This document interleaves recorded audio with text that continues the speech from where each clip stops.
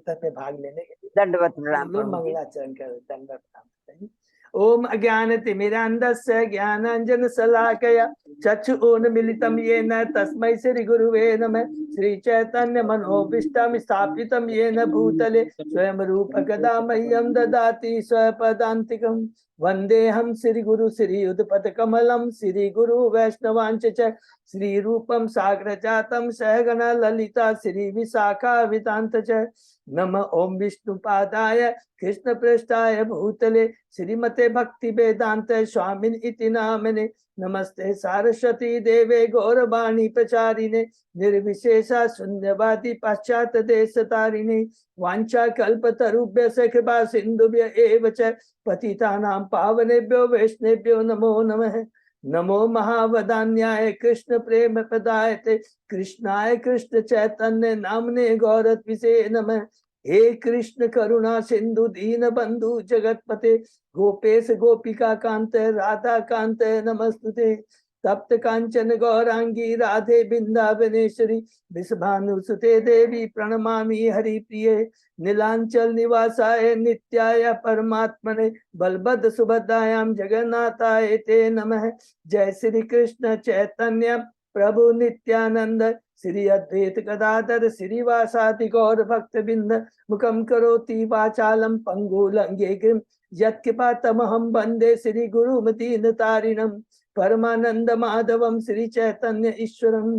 हरे कृष्ण कृष्ण कृष्ण हरे हरे हरे राम राम राम हरे। श्री श्री मंगलाचरण की जय। शिला प्रभुपाद की जय। हरे कृष्णा। आज के इस चेतन चरितामृत चर्चा में सभी भक्तों का हार्दिक स्वागत है। सभी भक्तों के चरणों में मेरा सादर दंडवत प्रणाम है। राधा गोविंद राधा माधव परम गुरु वैष्णव भागवतों की कृपा से हम सब भक्त लोग मिलकर श्री चेतन चैतन्य के ऊपर में हम लोग चर्चा कर पा रहे हैं। बहुत ही तत्व ज्ञान है, बहुत ही गूढ़ विषय है। भगवान श्री कृष्ण तत्व के बारे में, राधा तत्व के बारे में, और उसके बाद में 5वें अध्याय से हम पढ़ेंगे नित्यानंद तत्व के बारे में। बहुत ही दुर्लभ है ये सौभाग्य हमारा, जो दुर्लभ हमें ये मौका है, ये जो मिला है, हमें इसका पूरा पूरा लाभ उठाना है। अभी हम लोग 4थे अध्याय में है, श्री चैतन्य महाप्रभु के प्राकट्य के गुह्य कारण। तो प्रथम 3 अध्याय में जो हमने पढ़ा है उसको हम संक्षेप में दोहराते हैं।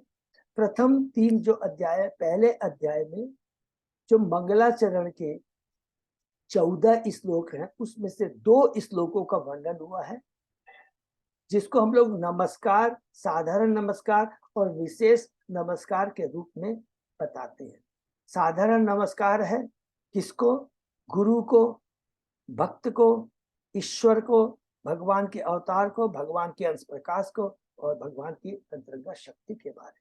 इस सबको बहुत क्लियर होगा और इसका बहुत डिटेल में हमने पूरा सुना। और एक बहुत विशेष बात इसमें दी कि स्वयं कृष्ण गुरु भक्त शक्ति अवतार प्रकाश कृष्ण ए 6 रूपे कौरे विलास। ये 6 में स्वयं कृष्ण भगवान ही हैं, जो कि अपने को 6 रूपों में विलास करते हैं। गुरु के बारे में हमने बहुत डिटेल में पढ़ा, शिक्षा गुरु, दीक्षा गुरु के बारे में। भक्तों के बारे में पढ़ा, जो भगवान के पार्षद होते हैं 1 और दूसरा साधन भक्त होते हैं 2।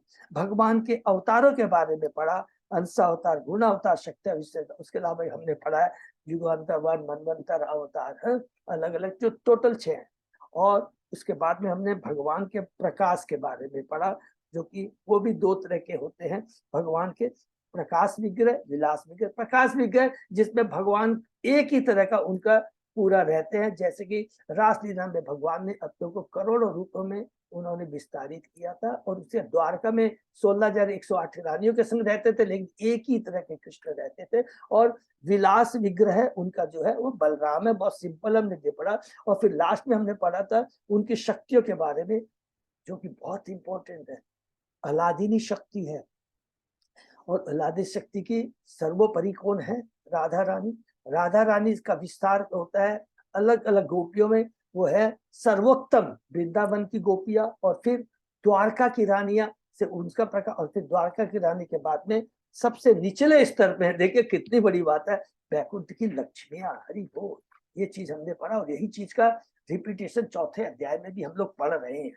दूसरा अध्याय सॉरी, इसमें और दूसरा विशेष नमस्कार करते हैं चैतन्य महाप्रभु को और भगवान श्री नित्यानंद, भगवान नित्यानंद और भगवान चैतन्य को विशेष नमस्कार करते हैं, जो सूर्य और चंद्रमा के समान हैं। दूसरे अध्याय में हम लोग इस पूर्ण पुरुषोत्तम श्री चैतन्य महाप्रभु के तत्व के बारे में पढ़ते हैं। बहुत इंपॉर्टेंट, इतना सुंदर तत्व का डिटेल ज्ञान और हमें कहीं जगह नहीं मिलेगा। तो इसके अंदर सबसे पहले इंपॉर्टेंट जो बताते हैं, ईश्वर परम कृष्ण सच्चिदानंद अनादि आदि गोविंद सर्व कारण कारण, हर चीज के कारण कृष्ण ही है, ब्रह्म परमात्मा भगवान, नंबर 1। दूसरा, नारायण का भी स्रोत श्री कृष्ण ही है। कृष्ण ही जितने भी अवतार हैं उनके स्रोत कृष्ण ही। जितने भी राक्षसों का वध करते हैं वो क्या है, कृष्ण के ही जो है वो स्वरूप है, उनके ही प्राकट्य जो होते हैं, उनके ही जो शक्ति है, अवतार, जो कुछ भी समझ ले, मैंने सब कुछ कृष्ण से होता है, सृष्टि भी कृष्ण से होती है।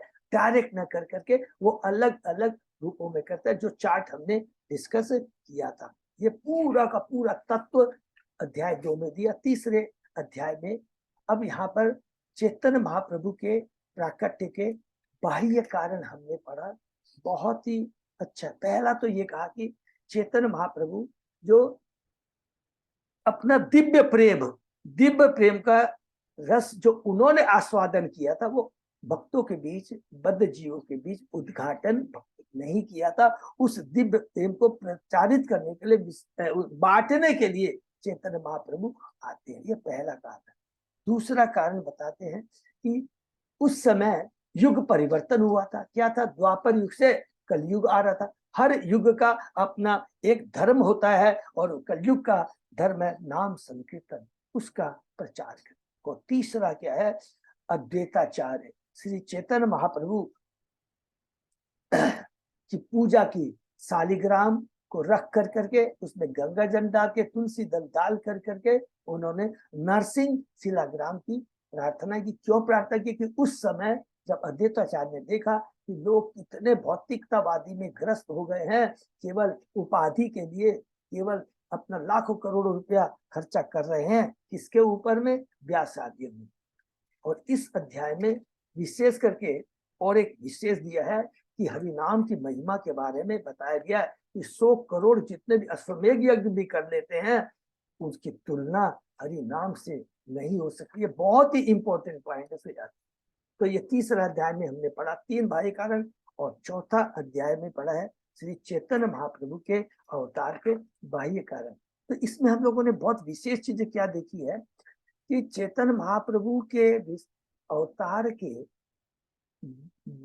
आंतरिक कारण बताने के पहले सबसे इंपॉर्टेंट चीज ये बताते हैं, ईश्वर तत्व राधा तत्व को बहुत अलग अलग रूपों में डिटेल में बताते हैं। कहते हैं कि देखो,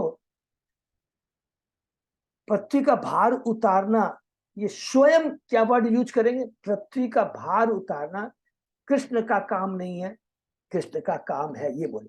लेकिन जब बोलेंगे पृथ्वी का भार उतारना स्वयं कृष्ण का काम नहीं है, तो ये चीज परफेक्ट होगा, क्योंकि कृष्ण से ही सब कुछ होता है। लेकिन स्वयं जो कृष्ण है, जिनसे सारे स्रोत अवतार हैं, उनका काम ये पालन करता, पृथ्वी का उद्धार करना, किसी को मारना, असुरों को मारना, ये स्वयं कृष्ण का काम नहीं है। स्वयं कृष्ण तो क्या है, आनंद की मूर्ति है। और इतना बड़ा स्वयं कृष्ण कहते हैं कि अगर मेरे कोई ऐश्वर्य की भक्ति करता है कि आप पालन करता, संहार करता हो, तो मुझे पसंद नहीं है। मुझे तो वृंदावन के मेरे सखाओं, मेरी माता और गोपियां जिस तरह दुत्कारती है, माता मुझे डांटती है, खाना नहीं खाया, और सखा मेरे कहते हैं घोड़ा बन तुम्हारे, उसमें मुझे आनंद आता है। और कहते हैं और मैं ऐसे ही लीलाओं का प्रचार करूंगा जो सब मुझे भी आश्चर्यचकित करने लगेगी। तो ये इसको अनुठाना कहते हैं। और उसके बाद में बहुत इंपॉर्टेंट बात कहते हैं, किसके बारे में, रागानुगा भक्ति के बारे में। तो ये जो साधन भक्ति है, जिसमें हम लोग क्या करते हैं, हे कृष्ण आप मेरे पिता हैं, हे कृष्ण मैं आपका दास हूँ। ये ऐश्वर्य की भक्ति है, भगवान की ऐश्वर्य। लेकिन भगवान कहते हैं मुझे पसंद आता है माधुर्य, रागानुगा भक्ति।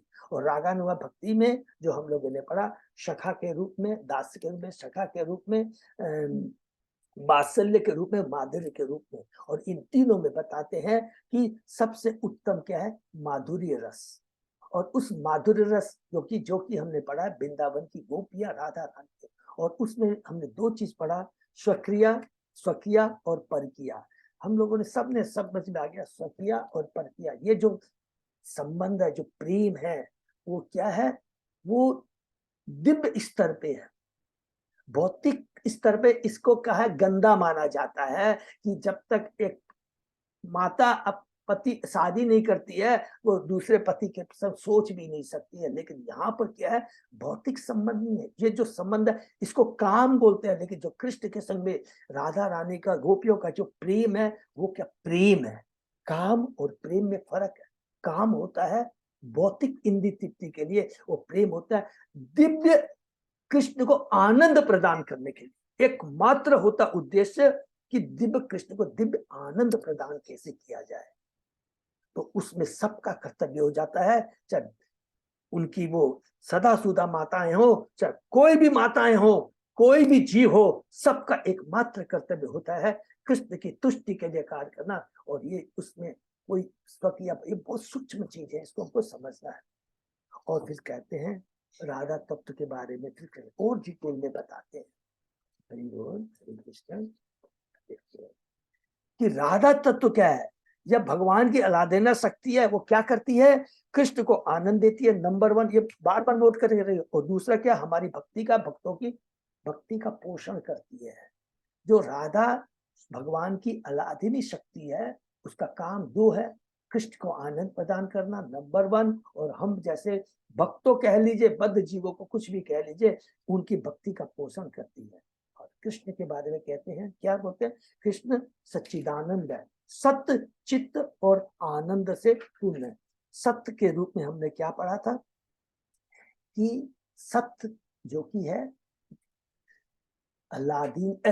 संधिनी शक्ति को का विस्तार है। संधिनी शक्ति का मतलब होता है कि जैसे बलराम जो कि भगवान की संधिनी शक्ति को धारण कर, जिसके माध्यम से क्या होता है, फिर सिर्फ भगवान की भगवता को दर्शाता है, भगवान की भगवता को दर्शाता है। भगवान की जितनी भी लीलाएं होती है उसको प्रकट करता है, किसके माध्यम से, अलादिनी संधिनी शक्ति के माध्यम से। किसके माध्यम से, बलराम के माध्यम से। और बलराम से क्या क्या चीज समझ में आती है कि जब वो भगवान कृष्ण के लिए इतना काम करते हैं तो सेवा कैसे की जाए।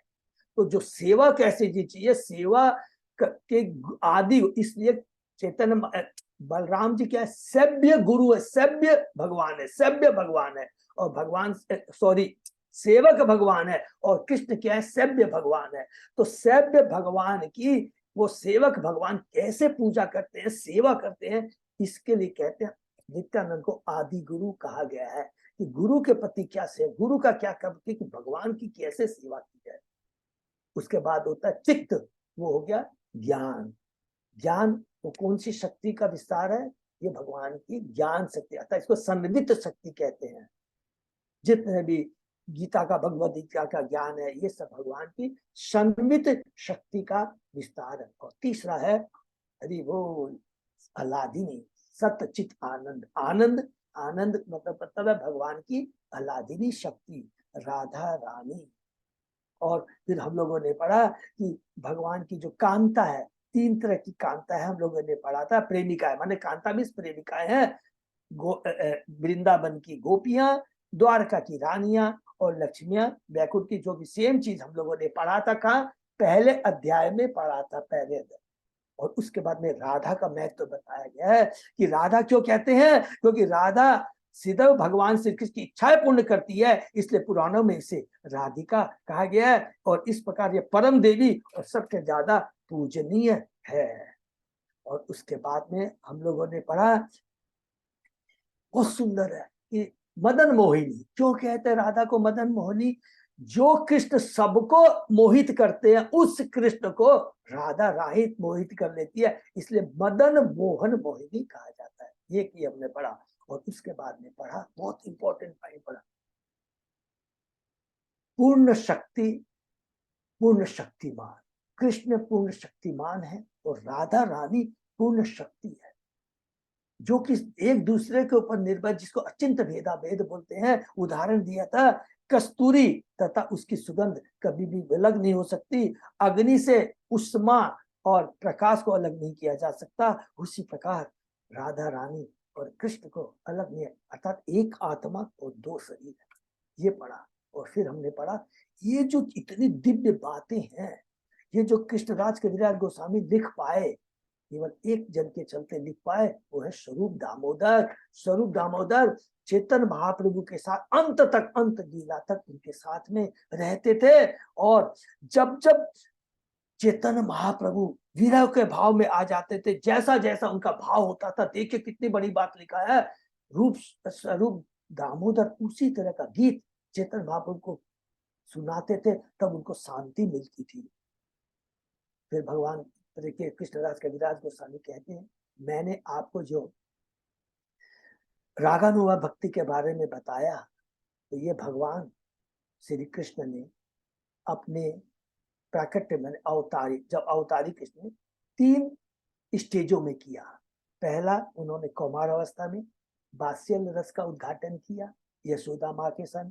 पौगंड, अच्छा पहला हो गया 1 से 5 साल तक पौगंड, कौमार हो गया 1 से 5, पौगंड 6 से 10, जिसमें सखाओं के संग उन्होंने अपने दिव्य सखा रस का आस्वादन लिया। और उसके बाद में किशोर 11 से लेकर 15 तक, जिसमें उन्होंने माधुर्य रस का उद्घाटन किया।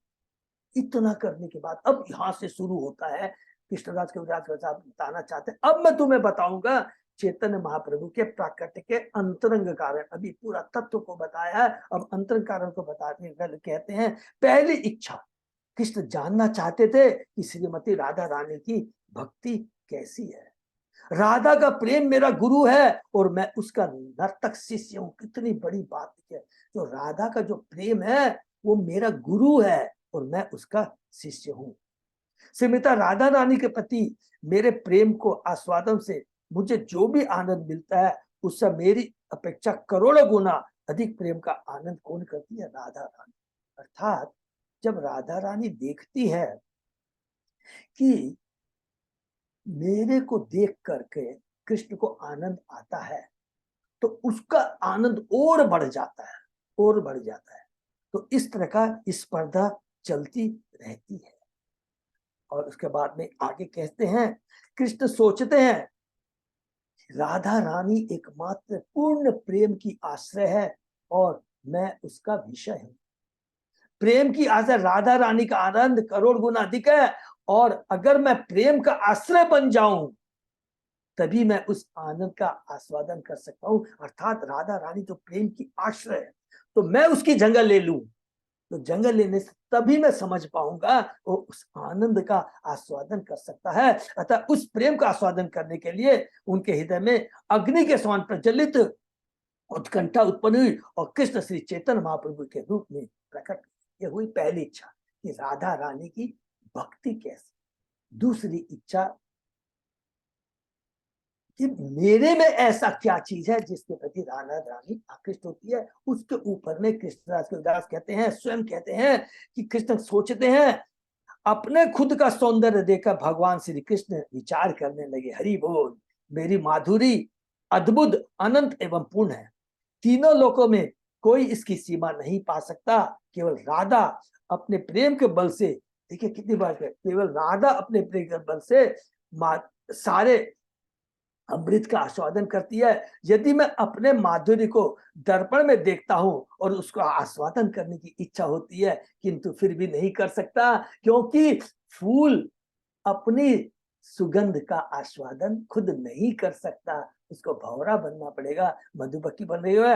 यदि मैं उसका आस्वादन करने का उपाय सोचता हूँ तो मैं राधिका के पद के लिए लालाई जान पड़ता हूँ। और प्रभुपाद जी कहते हैं श्रीमती राधा रानी के क्रम से बढ़ते हुए प्रेम भाव को समझते ही इच्छा से भगवान श्री कृष्ण चेतन महाप्रभु के रूप में प्रकट हुए। दूसरा कारण हुआ, अरे मेरा इतना दिव्य सुंदर है, अद्भुत है जिसके प्रति राधा रानी, लेकिन इसका आस्वादन मैं कैसे करूं? तो मेरे को क्या है, राधा रानी बन के आना पड़ेगा।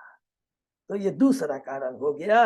और उसके बाद में कहते हैं कि जो हम लोग ने लास्ट श्लोक में पढ़ा, और उसके पहले भी और बहुत कुछ बताते हैं कि गोपियों के बारे में बताते हैं। बहुत सुंदर है कि गोपियां जो कि माने मेनली ये है भागवतम से जो 2-3 चीज जो श्लोक हमने पढ़े थे 147 से 57 तक, कि गोपियां कहती है कि कृष्ण इतने सुंदर है, हम उनको एक टक निहारना चाहती है, लेकिन ये ब्रह्मा जी है, इसको कुछ आता जाता नहीं है, किसने इसको सृष्टि का काम दे दिया है। पहली तो गलती ये की, करोड़ों आंखों की जगह 2 आंखें दी, पहली तो ये गलती की। दूसरी गलती 2 आंखें देके उसको पलक दे दिया, आंखें 2 दी है वो गलती की। दूसरी गलती क्या, आंखों के ऊपर पलक दे दिया तो झपकती है तो मैं कृष्ण का दर्शन नहीं कर पाती। हरि बोल।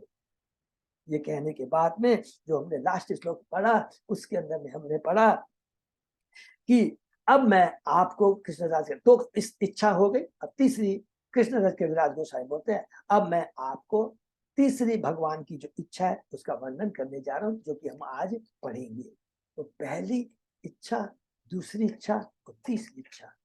तो अभी तक क्या कहा था भगवान, अभी तक इतनी डिटेल बताए, लेकिन पूरा जो उद्घाटन नहीं किया, आंतरिक जो इच्छा उद्घाटन नहीं किया। ये केवल देखिए लास्ट के 15-20 श्लोक माने आउट ऑफ 159 केवल लास्ट के 15-20 श्लोक में उद्घाटन किया है। तो इसका मतलब, इसका भी गुह्य मतलब क्या, कभी भी भगवान की लीलाओं के बारे में समझने के बारे में कुछ भी जानना चाहते हैं, चाहे वो रास लीला को लो, भगवान के तत्व को जानना बहुत जरूरी। जब तक हम राधा तत्व, कृष्ण तत्व को नहीं जानेंगे ना, तब तक हमारी कृष्ण के प्रति श्रद्धा नहीं जागृत होगी, ये गारंटी है। तो करते करते समझ में आ जाएगा कृष्ण दिव्य है, राधा दिव्य है, उनका प्रेम विशुद्ध है, दिव्य है, भौतिक लेवल पे सोच भी नहीं सकते हैं। इसीलिए इतना कृष्ण तत्व राधा तत्व में बताया गया। तो अभी हम लोग आज शुरू करते हैं। तीसरी इच्छा भगवान श्री कृष्ण की, तीसरी इच्छा चैतन्य महाप्रभु की क्या है। ओम नमो भगवते वासुदेवाय, ओम नमो भगवते वासुदेवाय, ओम नमो भगवते वासुदेवाय। चेतन चरितामृत आदि लीला चैप्टर 4, शीर्षक श्री चैतन्य बाबू के प्रकट गुह्य कारण, और श्लोक नंबर 160। प्रभु सही है? हाँ प्रभु जी। ओके, शुरू करते हैं। अत्यंत निगूढ़ एई रसेर सिद्धांत, स्वरूप गोसाई मत जाने न एकांत।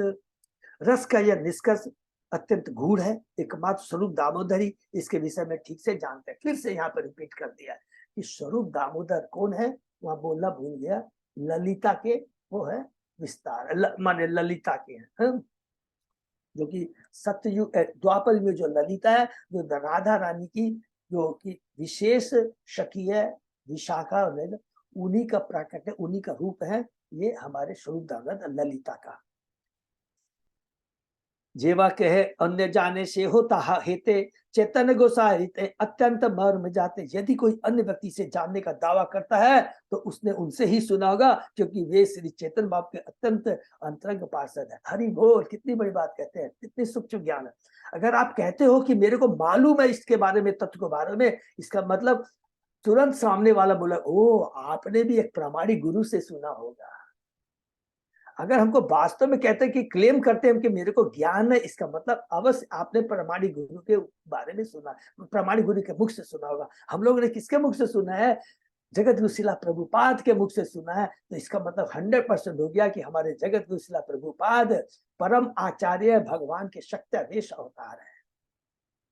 इसके अलावा अगर किसी से सुन लिया तो हमारा आध्यात्मिक जीवन नष्ट हो जाएगा, इसको याद। गोपी गणेर प्रेमेर रूढ़ भाव नाम, विशुद्ध निर्बल प्रेम कबू न काम। अब यहाँ पर देखिए काम और प्रेम के बारे में बताया जा रहा है। गोपियों का प्रेम रूढ़ भाव कहलाता है, वह विशुद्ध एवं निष्कलंक है, यह कभी भी काम वासना नहीं होता। नहीं होता।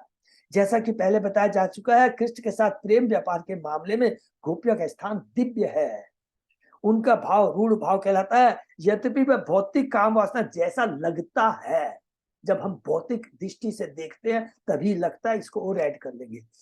यद्यपि यह भौतिक काम वासना जैसा लगता है, किंतु इसे सांसारिक काम वैसा जैसा नहीं समझना चाहिए, क्योंकि यह शुद्ध तथा निर्बल भगवत प्रेम है। हरे कृष्ण प्रभु जी, रूढ़ मतलब क्या हुआ? रूढ़ का मतलब क्या बोलते हैं आप लोग इसको? वन टाइप, कार्तिक नाथ कृष्णा प्रभु क्या बोलते हैं वन इसको? Type, one type. One type मतलब? गोपी लोग रूढ़ है और राधा रानी उदी रूढ़ है। नहीं, वो तो ठीक है, वो तो समझ गया, लेकिन रूढ़ है वो तो नहीं। रूढ़ का माने मीनिंग क्या बोलेंगे? जो से मतलब बहुत कॉमन वर्ड है ये रूढ़ भाव। मतलब सॉलिड ऐसा कुछ बोल सकते हैं। सॉलिड बोल सकते हैं माता जी, माने आप ऐसा बोल सकते हैं। बड़ा दिव्य भी यूज कर सकते हैं, कुछ भी करते हैं, माने आप समझ सकते हैं इसको कि माने उसके बराबर कुछ नहीं। और प्रभु जी, दृढ़ है मतलब एकदम कठोर। कठोर है इसके क्या? प्रति दृढ़ दृढ़ दृढ़ है। दृढ़ मतलब दृढ़। हाँ, अच्छा, दृढ़ बोलते हैं। माता जी ने कहा कि दृढ़ भाव है, इसको दृढ़ भाव है। दृढ़ माने जो कभी भी विचलित नहीं होता, यही तो एकदम एकदम हाँ एकदम प्रभु जी, हाँ। सटीक। हरि बोल, थैंक यू सर। दृढ़ भाव है, हाँ, तो होता है। और ये बहुत सुंदर है। प्रेमेव गोपो राम नाम काम इति अगमत प्रथाम प्रथाम इति उद्धव आदयो अपि एतत एतत वांछति भगवत प्रिया। तो ये भक्ति रसामृत सिंधु कहता है। इसका जो रूप गोस्वामी बहुत सुंदर, जो माने गुरु लोग करते हैं, बहुत सुंदर इसका उच्चारण करते हैं। बहुत सुंदर। गोपियों का शुद्ध प्रेम काम के नाम से विख्यात हो गया है। श्री उद्धव जैसे भगवान के भक्त उस प्रेम का आस्वाद करने की इच्छा करते हैं। यह श्लोक भक्ति साहब सिंधु से लिया गया है। नेक्स्ट बहुत इंपॉर्टेंट है। काम प्रेम दोहाकार विभिन्न लक्षण लोह आ रहे में जैसे स्वरूप है विलक्षण। हरि बोल, क्या बोलते हैं? काम किसको बोलते हैं और प्रेम किसको बोलते हैं? देखिए, काम तथा प्रेम के लक्षण अलग अलग होते हैं। जिस प्रकार काम को लोहे के बराबर बताया गया, हरि बोल, और सोने का स्वभाव होता है प्रेम। तो जो काम है भौतिक जगत का काम है, वो तो लोहे के समान है, कोई कीमत नहीं। और जो गोपियों का जो प्रेम है, वो दिव्य प्रेम है, वो सोने के समान है। ये तुलना की गई है काम और प्रेम से। व्यक्ति को काम वासना और शुद्ध प्रेम के बीच अंतर करने का प्रयत्न करना चाहिए, क्योंकि उनके बीच अत्यधिक भिन्नता होने के कारण वे अलग अलग श्रेणी के। वे एक दूसरे से उसी प्रकार भिन्न है जिस पर लोहा सोने से भिन्न होता है। हरि बोल। और ये बहुत बड़ा सुंदर श्लोक है, इसको मेमोराइज करना है। आत्मेन्द्र प्रीति एक वांछा तारे बोली काम, कृष्णेन्द्र प्रीति इच्छा धौरे प्रेम नाम। एकदम मेमोराइज करना है इस श्लोक को प्लीज। अपनी खुद की इंद्रियों की तृप्ति करने की इच्छा काम है, किंतु कृष्ण की इंद्रिया को तुष्ट करने की इच्छा प्रेम है। तो बहुत इंपॉर्टेंट है। किसी कोई भी इच्छा हमारी हो, वो काम है। भौतिक जगत में आप सोचते हैं मैंने इसके लिए ये किया, स्कूल खोले, कॉलेज खुदा है, जो कुछ भी कह दीजिए, सब कुछ कर लिए, सब काम। अपनी इंद्रिय के लिए कोई भी किया गया कार्य वो काम है, भौतिक है, लोहे के समान है। लेकिन कृष्ण की तुष्टि के लिए किया गया जो भी काम है वो दिव्य है, उसी को प्रेम बोलते हैं, सोने के समान है। ये बहुत इंपॉर्टेंट। और जो गोपियों का जो प्रेम है, उसमें रंच मात्र भी काम का स्थान नहीं है। इसलिए हमने डिस्कस किया था पहले, स्वकिया और परकिया। प्लीज इसको याद रखेंगे, दोनों दिव्य स्तर पे है उनका, माने गोपियों का। प्रामाणिक शास्त्रों में शुद्ध प्रेम का वर्णन इस प्रकार से हुआ। सर्वथा ध्वंस रहितम सत्य अपि ध्वंस कारणे यत भाव बंधनम यूनो स प्रेमा परिकीर्तितः। यदि प्रेम संबंध के ध्वंस होने का पर्याप्त कारण होने पर भी यह ध्वंस नहीं होता, तो ऐसा घनिष्ठ प्रेम संबंध शुद्ध कहलाता है। आश्रित गोपियां, गोपियां आश्रित कृष्ण विषय, आश्रित गोपियां कृष्ण से ऐसे ही शुद्ध प्रेम से बंधी थी। उनके लिए इंद्रिय आधारित काम वासना का प्रश्न ही नहीं था। उनके जीवन का एकमात्र लक्ष्य सभी प्रकार से कृष्ण को सुखी बनाना था, भले ही उन्हें अपने स्वार्थों की बलि क्यों न देनी पड़े। इसको भी अंडरलाइन करेंगे, भले ही उन्हें अपने स्वार्थों की बलि क्यों न देनी पड़ी। उनके कितने स्वार्थ थे, पुत्र के प्रति, पति के पत्नी, सासू के प्रति, समाज के प्रति जितने सब स्वार्थ की वो बलि देती है, वो है राधा रानी गोपियां। उन्होंने एकमात्र भगवान श्री कृष्ण की तुष्टि के लिए अपने आत्माओं को समर्पित कर दिया था। गोपियां तथा कृष्ण के बीच रंच मात्र भी काम वासना नहीं थी। हरि हो। श्री चैतन्य चरितामृत के लेखक बलपूर्वक कहते हैं कि काम वासना निजी इंद्र भोग का विषय है। तो जब भी हम काम वासना कहते हैं वो इंद्र विषय है, चाहे किसी रूप में हो जाती है। आज भौतिक जगत में पति पत्नी पुत्र का सच्चे में एकदम डीपली सूक्ष्म रूप में गहराई तक जाके देखेंगे तो ये भी हमारे स्वार्थ का प्रेम है, स्वार्थ है इसके अंदर, क्योंकि वो एक दूसरे की इंद्रिय तृप्ति के लिए है, भगवान के लिए नहीं है। वेदों में वर्णित सारे नियामक विधान जिनका संबंध लोकप्रियता, पितृत्व, धन आदि की इच्छाओं से है, इंद्र तृप्ति की विभिन्न अवस्थाएं, हरि बोल, समाज सेवा, देश सेवा, गृहस्थ की सेवा, पति की सेवा, पत्नी की सेवा, पुत्र की सेवा, ये सब चीज है। अलग अलग काम वासना के अलग अलग विभिन्न प्रकार है। इंद्र तृप्ति का कार्य जनहित, राष्ट्रीयता, धर्म, परोपकार, नैतिक नियम, बाइबिल के आदेश, स्वास्थ्य विषय निर्देश, सकाम कर, लज्जा, सहिष्णुता, आत्मसुख, भौतिक बंधन से मोक्ष, उन्नति, परिवार के प्रति स्नेह या सामाजिक बहिष्कार अथवा कानूनी दंड के बहाने किया जा सकता है, किंतु ये सब इंद्र तृप्ति के उपविभाग ही है। हरि बोल। ये सारे उत्तम कार्य मूलतः अपने खुद की इंद्र तृप्ति के लिए संपन्न किए जाते हैं, क्योंकि इन बहुविज्ञापित नैतिकता धार्मिक नियमों को लागू करते में कोई भी व्यक्ति अपने स्वार्थ की बलि नहीं दे सकता। हरि बोल। किंतु इन सब से ऊपर एक दिव्य अवस्था होती है जिसमें व्यक्ति अपने आप को परम भगवान श्री कृष्ण का सनातन सेवक मानता है, सनातन सेवक मानता है। इस सेवा भाव में संपन्न किए जाने वाले सारे कार्य शुद्ध भगवत प्रेम कहलाते हैं, क्योंकि वे श्री कृष्ण की चरम इंद्र तृप्ति के लिए संपन्न किए जाते हैं। किंतु जो भी कार्य फल प्राप्ति के भोग के उद्देश्य से किया जाता है वह इंद्र तृप्ति का कार्य कहलाता है। ऐसे कार्य कभी स्थूल रूप से तो कभी सूक्ष्म रूप से देखे जाते हैं। देखिए कितनी बड़ी बात कह दी है। अर्थात देखिए, इवन हम लोग एक चीज सोचे, जस्ट डिस्कस करते हैं, द्वारका की रानियां है, कृष्ण को बहुत प्रेम करती है, बहुत, लेकिन एक सूक्ष्म मन में ये रहता है कि कृष्ण के चरणों में हमसे कोई अपराध इस तरह का नहीं हो जाए। तो उस स्वार्थ से, देखिए कितना, उस स्वार्थ से वो थोड़ा डरती है। कृष्ण के चरणों की धूल को माथे पे लेना, नहीं नहीं नहीं नहीं, कृष्ण के चरणों की धूल को माथे पे लेंगे तो हमको नरक में जाना पड़ेगा। तो वो हल्का सा सूक्ष्म स्वार्थ है। देखिए, लेकिन गोपियों का जो है, भगवान नारद जी जाते हैं गोपी के पास, कृष्ण के माथे में दर्द है, थोड़ी सी आपके चरणों की धूल की दरकार है। गोपियां बिना सोचे फ्रैक्शन ऑफ सेकंड में ले जाइए हे नारद, भर भर के हमारे चरणों की धूल। अरे तुम लोग पागल हो गई हो, मालूम है तो उसका परिणाम क्या है, नरक में जब वास करना पड़ेगा। कोई माने नहीं रखता है। मेरे कृष्ण का एक सेकंड भी यदि दर्द दूर होता हमारे चरण दूर से, करोड़ों करोड़ों वर्ष तक नरकों में जाने के लिए तैयार है। उस लेवल का वो प्रेम है, वो है रियल प्रेम। कामेर तात्पर्य निज संभोग केवल, कृष्ण सुख तात्पर्य मात्र प्रेम तबल। काम का लक्ष्य अपनी खुद की इंद्रियों का भोग करना मात्र है, किंतु प्रेम भगवान कृष्ण के सुख भोग का ध्यान रखता है और इसलिए अत्यंत शक्तिशाली होता है। हरि बोल। नेक्स्ट, ये बहुत ही इंपॉर्टेंट है, देखिएगा, इसको भी मेमोराइज कर सकते हैं। लोक धर्म, वेद धर्म, देह धर्म, कर्म, लज्जा धैर्य देह सुख, आत्म सुख मर्म, दुष्जत आर्य पत निज परिजन, स्वजन करे जत तारण भसन, सर्व त्याग कोरी करे कृष्ण र भजन, कृष्ण सुख हेतु करे प्रेम सेवन। हरि बोल। सामाजिक रीतियां, शास्त्रीय आदेश, शारीरिक आवश्यकताएं, सकाम कर, लज्जा, धैर्य, शारीरिक सुख, इंद्र तृप्ति तथा वर्णाश्रम धर्म का मार्ग जिसे छोड़ पाना कठिन है, गोपियों ने अपने परिवार के साथ साथ इन सबको त्याग दिया। हरि बोल। और अपने परिजनों के दंड तथा फटकार को सहा है। यह सब उन्होंने भगवान कृष्ण की सेवा के लिए किया। वे उनके आनंद के, माने कृष्ण के आनंद के लिए उनकी प्रेममय सेवा करती है। देखिए, इससे बड़ा और क्या चीज कृष्ण का विलास गोस्वामी कितना सुंदर यहाँ पर उदाहरण प्रस्तुत किया, श्लोक प्रस्तुत किया है। यह के कहिए कृष्ण दृढ़ अनुराग, स्वच्छ द्योत वस्त्र जय नाही कौन दाग। यह भगवान श्री कृष्ण के प्रति दृढ़ अनुराग कहलाता है। यह उसी तरह शुद्ध निष्कलंक है जिस तरह दाग रहित स्वच्छ वस्त्र, सफेद वस्त्र, स्वच्छ वस्त्र।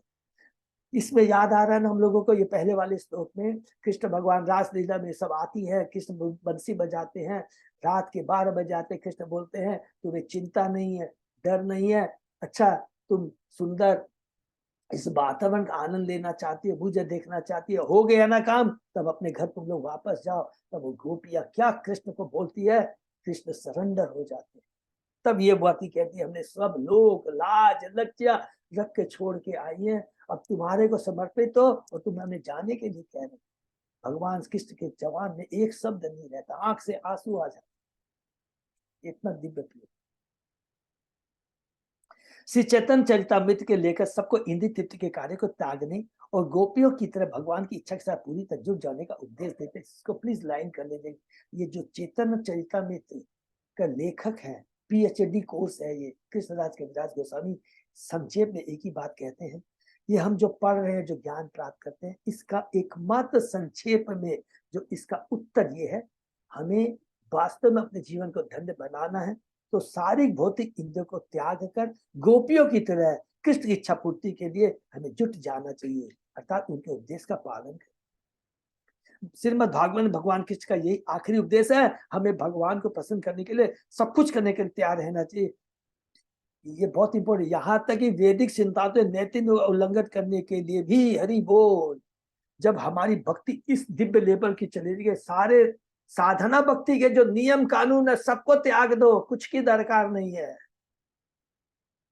केवल कृष्ण। यदि ये कृष्ण के प्रति, कृष्ण के लिए हो, भगवत प्रेम का यही मापदंड है। शुद्ध भगवत प्रेम में ऐसे कार्य उसी तरह निष्कलंक है जिस तरह पूर्ण रूपेण धूला सफेद कपड़ा। इस संबंध में श्री भक्ति विनोद ठाकुर की चेतावनी है कि हर वस्तु के परित्याग के विचार का यह गलत अर्थ नहीं लगा लेना चाहिए कि शरीर तथा मन संबंधी आवश्यक कर्तव्य का त्याग भी कर देना है। ऐसे कर्तव्य इंद्रिय तृप्त नहीं होते यदि वे कृष्ण सेवा के विचार से किया जाए। हरि बोल। भक्ति विनोद ठाकुर की, अगर हम कुछ भी कार्य करते हैं, हम समझ कीजिए, एक उदाहरण दे के बताता हूँ। हमको शरीर को बहुत अच्छा रखना है, ठीक है ना, अच्छा अभी तो बोला गया सब कुछ त्याग देना चाहिए। अरे हम शरीर को अच्छा नहीं रखेंगे तो हमारे प्यारे कृष्ण की भक्ति कैसे करेंगे? तो अर्थ का अनर्थ बहुत सूक्ष्म चीज को समझना चाहिए। कुछ भी आप करें अपनी इंद्रिय तृप्ति के लिए नहीं होना चाहिए। कृष्ण को खूब सुंदर श्रृंगार कीजिए, 56 भोग सब कुछ कीजिए, लेकिन भाव क्या होना चाहिए? मेरे को देख के मेरे कृष्ण को आनंद होगा, गोपी अपने को सवार देख के मेरे को आनंद होगा, बलराम जी अपने को सुंदर रूप हमेशा संवारते थे जिससे मेरे प्रभु कृष्ण देखकर उनको आनंद हो। इस चीज को समझना है। अपने नृत्य की मेरे को देखकर सब लोग खुश हो नहीं, ये कृष्ण मेरे को देख करके बहुत कृष्ण को आनंद मिलेगा कि मेरा भक्त कितना सुंदर है, मेरे भक्त की भक्ति कितनी सुंदर है। अतएव काम प्रेम में बहुत अंतर, काम अंततः प्रेम निर्मल भास्कर। हरि बोल। अतएव काम तथा प्रेम बिल्कुल भिन्न होते हैं।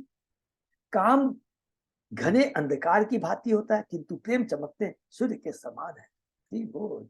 अतएव गोपी गौणेर नाही काम गंध, कृष्ण सुखी लागी मात्र। कृष्ण से संबंध इस प्रकार गोपियों के प्रेम में काम की रंच मात्र भी गंध नहीं है। कृष्ण के साथ उनका संबंध एकमात्र उनके कृष्ण के सुख के लिए है।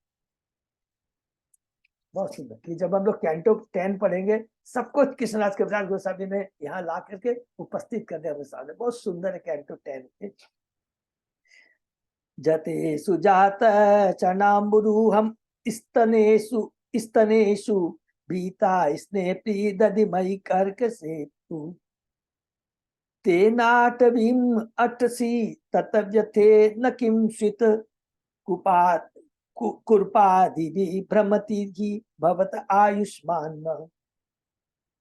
हे प्रिय, आपके चरण कमल इतने कोमल है कि हम उन्हें अपने वक्ष स्थल पर डरती हुई धीरे से रखती है। गोपियां कहती है कृष्ण को कि कहीं आपके चरणों में चोट न लग जाए। हमारे प्राण एकमात्र आप पर आश्रित है, इसलिए हमारे मन इस आशंका से भरे रहते हैं कि आपके कोमल चरण कमल के मार्ग पर चलते हुए कहीं कंकड़ों के छत न हो जाए। हरि बोल।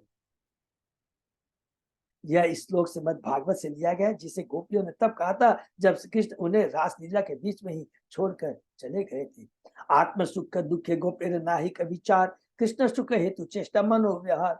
गोपियां अपने खुद के सुख या दुख की तनिक भी परवाह नहीं करती। उनकी सारी उनकी सारी शारीरिक तथा मानसिक चेष्टाएं भगवान कृष्ण को आनंद पहुंचाने की दिशा में लगी रहती है।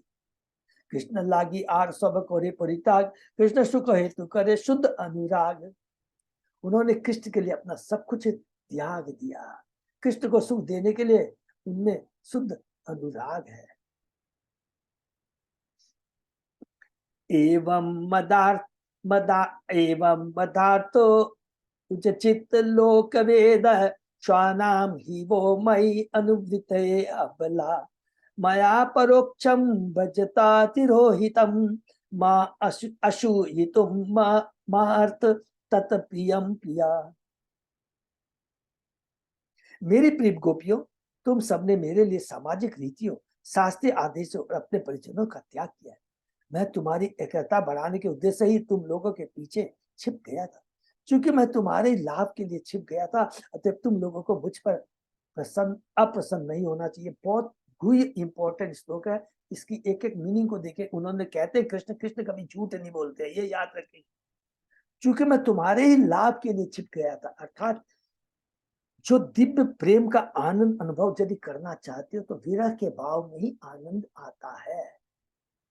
जब आमने सामने रहते हैं वो आनंद है, लेकिन विरह में जो आनंद आता है वो गोपियों को कहते हैं तुम्हारे आनंद को और प्रगाढ़ बनाने के लिए मैं छिप गया था, ओझल हो गया था तुम लोग की आगों से। ये तुम्हारे लाभ के लिए मैंने किया है, अतः तुम लोगों को मुझ पर अप्रसन्न नहीं होना चाहिए। हरि बोल। यह श्लोक श्रीमद् भागवत का है, जिसे भगवान श्री कृष्ण ने रासलीला क्षेत्र में लौटने पर कहा था। कृष्णेर प्रतिज्ञा एक आचे पूर्व हेते, जे जैसे भोजे कृष्ण तारे भोजे तेचे। भगवान श्री कृष्ण ने पहले से वचन दे रखा है कि वे अपने भक्तों से उसी प्रकार से आदान प्रदान करेंगे जिस प्रकार से वे उनकी पूजा करेंगे। और वेरी इंपॉर्टेंट, देखिए कितना important, क्योंकि गीता में हमने पढ़ा ना 4 अध्याय के 11वें श्लोकों में, क्या श्लोक है? जे जता माम प्रपद्यन्ते तां तथैश्व भयावतम मम वर्तमानो अनुवर्तन्ते मनुष्यापात सर्वशः। हे पितापुत्र, मेरे भक्त जिस किसी प्रकार से, माने जिस लेवल की, जिस क्वांटिटी लेवल ऑफ श्रद्धा बोलेंगे से मेरी शरण में आते हैं, मैं उसी के साथ उन्हें पुरस्कार प्रदान करता हूँ। सारे व्यक्ति सभी तरह से मेरे मार्ग का अनुसरण करते हैं। जैसी जैसी तुम्हारी भक्ति होगी, भक्त होगी, उसी लेवल का मैं उन्हें फल प्रदान करता हूँ, कृपा प्रदान करता हूँ, आशीर्वाद प्रदान करता हूँ। कि जब भगवान अपने भक्त के सामने जाते, बड़ी बड़ी भगवान अपने माने सुंदर भाव की बातें करते हैं। कहते हैं कृष्ण गीता में कहा था कि मैं ये कर दूंगा, है। फिर भगवान ने कहा था कुरुक्षेत्र के युद्ध में मैं शस्त्र नहीं उठाऊंगा। भगवान अलग अलग, लेकिन भगवान अपने भक्त के लिए सारी उनकी प्रतिज्ञाएं फेल हो जाती, सब जगह आप देख लीजिएगा फेल हो जाती है जब दिव्य लेवल की भक्ति होती है। तो यहाँ पर भगवान कहते हैं जो जैसे मेरी भक्ति करता है उसी के अनुपात में उन्हें कृपा प्रदान करता हूँ। लेकिन कृष्ण कभी भी गोपियों के प्रति कृतज्ञ नहीं हुए, क्योंकि जैसा वे भगवद गीता में इस श्लोक में 4.11 में अर्जुन के समझ घोषणा करते हैं, वे अपने भक्तों से उनके द्वारा की गई दिव्य भक्ति मात्रानुसार आदान प्रदान, हर व्यक्ति उस मार्ग का अनुसरण करता है जो उन तक पहुंचता है। किंतु उस मार्ग पर प्रगति की विभिन्न कोटियां है और अपनी प्रगति के अनुसार ही उसे भगवान की अनुभूति पाती अनुभूति हो पाती है। अपनी योग्यता के प्रगति के, हमारी भक्ति का लेवल कितना भक्ति में प्रोग्रेस किया, उसी के भगवान की हमें भक्ति कृपा आशीर्वाद प्राप्त होता है। मार्ग एक है, किंतु चरम लक्ष्य पहुंचने की प्रगति भिन्न भिन्न होती है। अतः इस लक्ष्य की अनुभूति परम भगवान की अनुभूति का अनुपात भी भिन्न भिन्न होता है। गोपियों को सर्वोच्च लक्ष्य प्राप्त हुआ और श्री चैतन्य महाप्रभु ने पुष्टि की है कि गोपियों द्वारा की जाने वाली भगवत पूजा की विधि से श्रेष्ठकर विधि अन्य कोई नहीं है। और ऐसी दिव्य भक्ति है जिसके सामने कृष्ण की जो कमिटमेंट प्रॉमिस भी है वो फेल हो जाती है। क्या फेल हो जाती है? बोलती है ना कि मैं जितना जो जिस लेवल की भक्ति करे मैं उसी को फल दूंगा। और यहाँ भगवान बोलेंगे मैंने जो प्रतिज्ञा की थी मैं सरेंडर करता हूँ, तुम्हारी भक्ति के बराबर फल देने में मेरे में कैपेसिटी ही नहीं है। से प्रतिज्ञा भंग होइलो गोपी भोजने ताहते प्रमाण कृष्ण से मुख वचने। गोपियों की पूजा से वह प्रतिज्ञा भंग हो चुकी है, जैसा कि सब भगवान श्री कृष्ण स्वीकार करते हैं। भागवतम का ये मोस्ट इंपोर्टेंट है, यदि मेमोराइज कर सकते हैं तो। न पारे अहम निर्वद संजुनाम स्वसाधु कृतम विबुधायुत सापि वह। या माम भजन दुर्जय गेय श्रृंखला संवृश्य तत्व प्रति यातु साधुना। हे गोपियों, मैं तुम्हारी निष्कल्प सेवा का ऋण ब्रह्मा के जीवन काल में भी नहीं चुना सकता। मैं सरेंडर हो गया। मेरा ये चौथे अध्याय का 11वां श्लोक है, ये फेल हो गया है। मुझसे तुम लोगों का संबंध भटना से परे है। तुम लोगों ने उसे सारे परवाही स्तंभों को तोड़कर मेरी पूजा की है, जिनको तोड़ पाना कठिन होता है। अतः तुम लोगों के यशस्वी कार्य ही तुम्हारे प्रेम का प्रतिदान है। हरि बोल।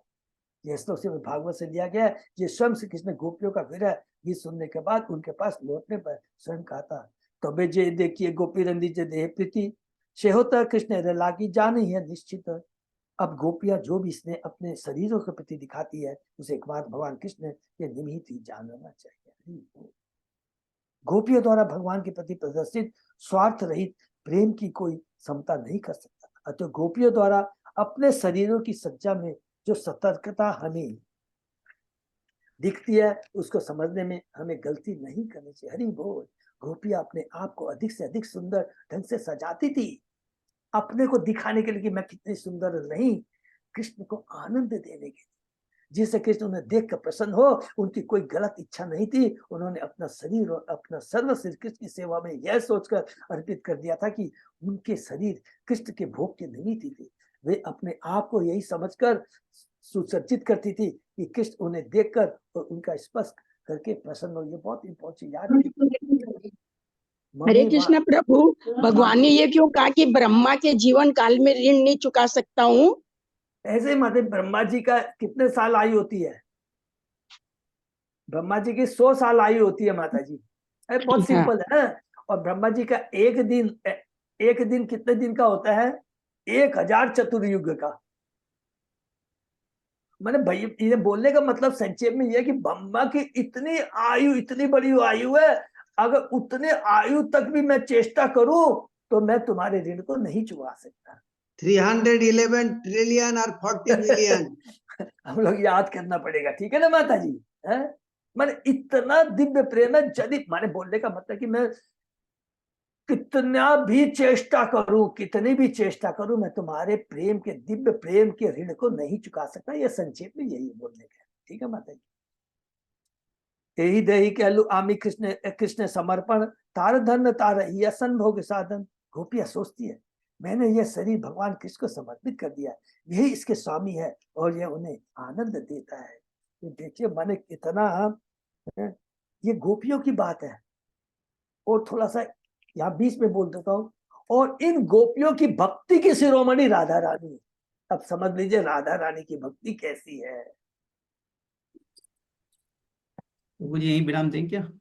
हरे कृष्ण। सॉरी प्रभु, ठीक है, यही पर विराम देते हैं। बहुत ही सुंदर, इसका बहुत बहुत धन्यवाद। तो ये जो कृष्ण राज, ये एक चीज जो हमने तो बहुत बार रिपीट किया है, लेकिन इसकी सबसे बड़ी, मेरा जो फील है, सबसे बड़ा धन्यवाद किसको दे? कृष्णराज कविराज गोस्वामी को। देखिए उन्होंने कितने सुंदर ढंग से, अर्थात उनका भी भक्ति का लेवल कितना ऊंचा है। अदरवाइज किसी की ताकत नहीं है कि गोपियों के भाव को इतना सुंदर ढंग से व्यक्त करना। इजी नहीं है, बहुत सुंदर है। इसलिए हमेशा याद रखेंगे, बार बार मैं एक ही चीज बोलता हूँ, कुछ भी पढ़ने के पहले गुरु आचार्य को प्रणाम करना बहुत जरूरी है। नहीं तो 1.01 भी समझ में नहीं आएगा। तो कृष्णदास कविराज गोस्वामी, कितनी उम्र है? 93 ईयर्स की एज है, सोचिए। और उसमें उन्होंने ये लिखा है, इतना सुंदर व्यक्त किया है, जो हमारी पूरी चेतना में परिवर्तन ला जाता है, रोंगटे खड़े हो जाते हैं। इसलिए हमें हमेशा गुरु आचार्य की प्रार्थना कर करके, उनसे कृपा मान करके कि अगर मेरे में थोड़ी बहुत भी योग्यता है तो मुझे ये समझने का, पढ़ने का और अपने जीवन में उतारने का सौभाग्य प्रदान करें। तो स्वतः ही अपने आप गुरु आचार्य खुश हो जाएंगे, क्योंकि वो बहुत कृपालु नम्र होते हैं। इसलिए फिर से बार बार बोलता हूँ, मंगलाचरण सबको रोज करना चाहिए, तो बहुत जरूरी है। तो ये हमको दिव्य शक्ति प्रदान करेगा। हरे कृष्णा। ये पे विराम देते हैं। तो ये तीसरा कारण आएगा कि कृष्ण भगवान, ये जो हम लोग पढ़ रहे हैं अभी और कंटिन्यू है, ये बताएगा कि जब भगवान कृष्ण गोपियों की इतनी दिव्य भक्ति को देखते हैं, तब वो कहते हैं कि मेरी भक्ति कर करके राधा रानी को, जो कि सारी गोपियों की शिरोमणि है, उसको क्या आनंद मिलता है, उस आनंद को छकने के लिए ये तीसाकार कृष्ण भगवान चैतन्य महाप्रभु के रूप में, भक्त के रूप में प्रकट होते हैं। हरे कृष्णा। तो ये चीज हमने पहले बोली, फिर दोबारा। हरे कृष्णा। यही करो।